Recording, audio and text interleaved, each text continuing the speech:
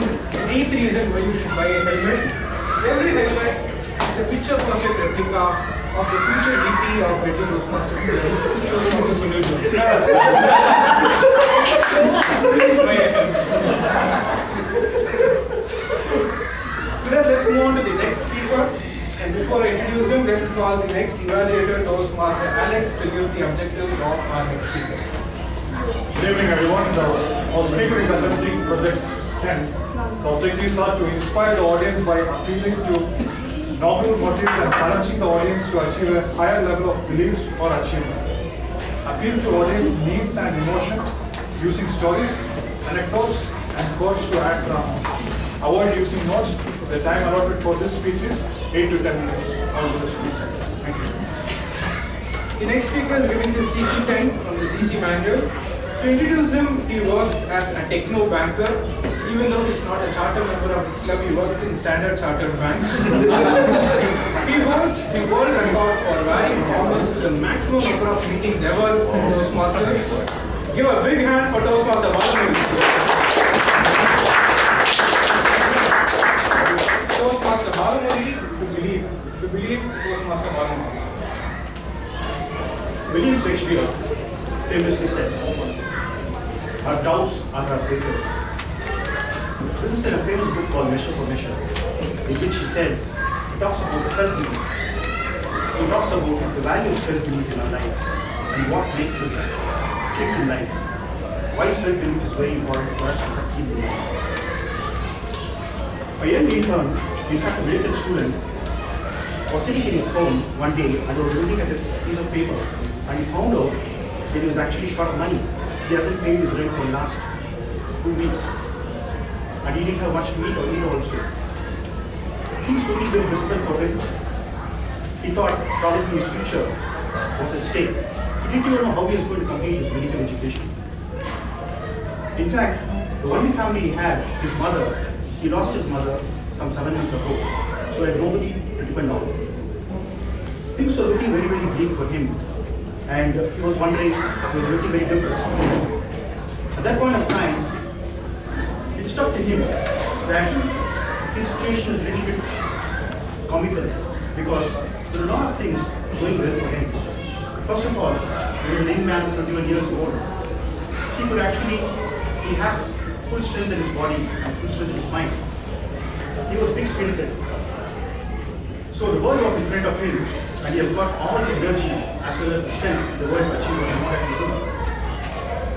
This gentleman is called A.J. Archibald Joseph Cronin. Cronin was looking at completing his medical education. He didn't have any resources, but then he felt, if I get chucked out of my house, I'll go and sleep on the benches in the park. I'll breathe the air as a food, and I'll continue working hard till I complete my medical education. So Cronin felt, in spite of all the issues which he had in life, there are still things which are going for him. His self-belief, which will make him achieve his goals. Eventually, Cronin completed his medical education. Dear Toastmasters and friends, self-belief is a very important value in life and very important trait which you need to have. Cronin completed his medical education. After he completed medical education, he went on to become a doctor on a ship, and he traveled from England to India, and he saw the lives of poor people out there, and he saw the suffering of people on the ships. Once he completed his trip, he joined a colliery where he became a doctor in a coal mining unit. And he saw the suffering of people who were there in the colliery. Then he realized, even though his life looked very difficult, there are people in life whose lives are much more difficult and who will suffer more. In fact, he was witness to the fact that 8 to 9 colliery workers died in a coal mine accident. So that played an important aspect in his life, and it helped him in our humanism there. Cronin eventually finished his stint in the colliery, and he went to join a farm where he was a doctor in a beautiful farmland in England. He got married. He had a beautiful stint out there. He really enjoyed his stint. and everything was going well for him. But at a certain point of time in life, he realized that his destiny was not going to be in that small farm. He felt that he has more to do. He decided that he wanted to become a doctor in London, in Harley Street. Harley Street is one of the famous locations in London, and only the high-profile doctors go there. So Cronin gave up everything. In the countryside, he went back to London. He bought a farm, he bought a small clinic there. He set up a clinic. Things were very difficult for him. For a year or two, he kept on struggling. Patients were not willing to come and see him. At a point of time, people started to claim him. They saw that this doctor was talented. He had abilities to cure people. And they felt that they could trust him. Slowly and surely, they started trusting him. Over a period of time, he became a renowned doctor. He became rich, he became wealthy. He was prosperous, and he had everything in life. In fact, he had so much free time that he could go for a walk in the afternoons. So everything went very well, and by early 30s, Cronin was known as one of the top doctors in London. But things were not to be. One day, he was diagnosed with a very specific form of ulcer, which requires him to drink only milk diet and have a whiff of fresh air throughout. So Cronin had to take a decision. Probably he could have decided that he could go to the countryside for a couple of months, spend time there, recover and come back to the city. Because he's got a thriving medical practice over there running in London. But it was not the case. Cronin decided that he has to take a decision which is going to change his life. He thought that this is a God-given opportunity for him to actually change the course of his life. He felt that he should go and pursue his passion. His passion, he felt, was writing. He wanted to become a writer.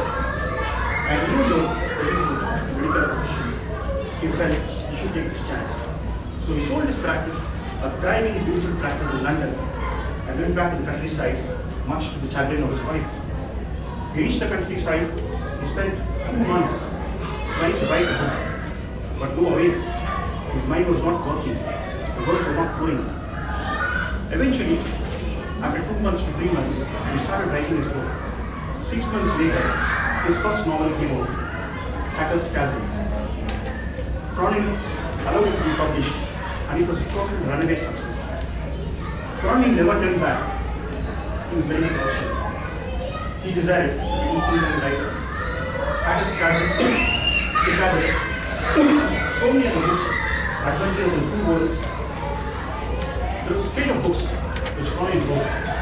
He was a prolific writer, and each of his books were powerful. They talk about so many things. Cronin eventually saw the World War II.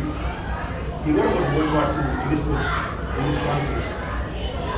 In fact, he was such an inspiration to Giorgio Armani before he wanted to become a designer. He thought that he should first become a doctor and then become a designer. That was a kind of prodigious success he had. Cronin's belief, the self-belief which he had, was made him take the decisions he wanted to do. Now, self-belief is not only about believing what you want to do, it is also knowing about what you cannot do. When Cronin was actually a medical student, he wanted to become a great surgeon. He was following some of the surgeons closely, and he was looking at the work there. He did tremendous amount of work on surgery, and he had tremendous amount of knowledge about it. One day, he went and looked at the professor of surgery, and he told him, "Sir, I want to become an intern." The professor of surgery looked at him and told him, "Cronin, you can become a doctor of medicine. You can make a mark. But for a surgeon, you will never make a mark." That was devastating to Cronin. But then, after a couple of weeks, he realized that being a surgeon is not only about knowledge, it's also about skill, innate skill, intuition, the ability to understand what decision you should take at the right time. Cronin realized that he had a lot of knowledge about medicine, but that doesn't translate into skill. Skill is different, knowledge is different. Knowledge with skill is what makes a good surgeon. Cronin realized his limitations, then he decided that he would pursue his career in medicine itself. So I think it's very important for self-belief to also understand what we are good at, what we are not actually good at. Cronin's work had us as a scenario not only talks about self-belief, it also talks about self-belief as well as integrity.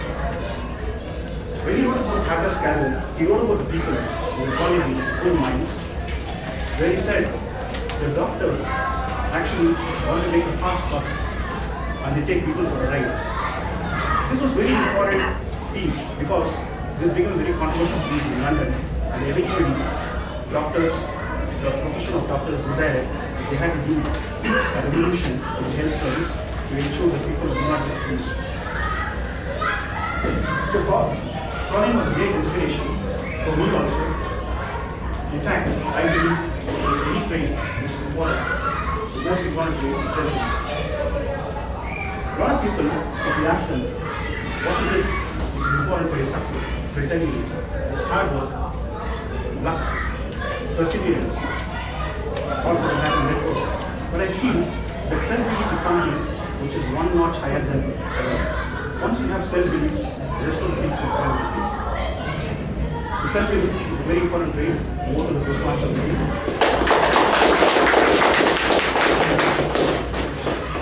Thank you, Toastmaster Balamurali, for your speech on self-belief. So next, before moving on to the next speaker, let us move on to the next role of the ExCom, which is the secretary. I would like to compare the secretary